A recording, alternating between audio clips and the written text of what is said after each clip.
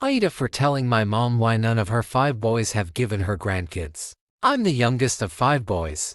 When I was 13, my mom and biological dad split. My oldest brother went to stay with my aunt. The rest of us went to stay with my grandma while our parents tried to find happiness. Dad completely fell off the face of the earth after about 4-ish years. I think he talks to my oldest brother every so often. My mom got her own place a few miles away from my grandma.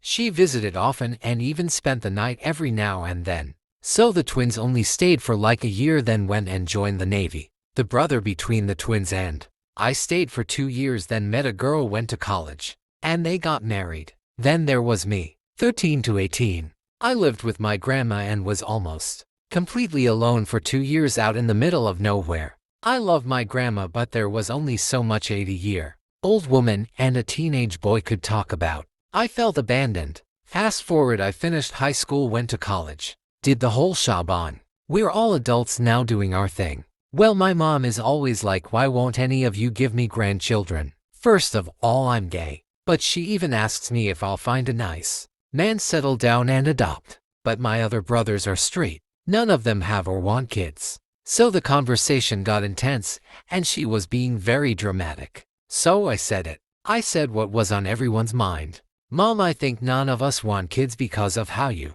and Dad left us with Grandma, because you both deserve to be happy. I'm glad you found your happiness, but I would never do such a thing to a child, especially if I had the means to take care of them. It scares me that I could possibly wake up one day and think differently. That I could wake up, tell my kids to pack their shit. I'm taking you to Grandma's where you're going to live from now on, even though your father and I are perfectly capable of taking care of you. She cried a lot, but I couldn't take the "where are my grandkids" conversation anymore. I could not listen to her bring that up one more time. I did feel terrible, and we haven't talked in like 2 weeks. I'm not sure what to think. Please subscribe my channel.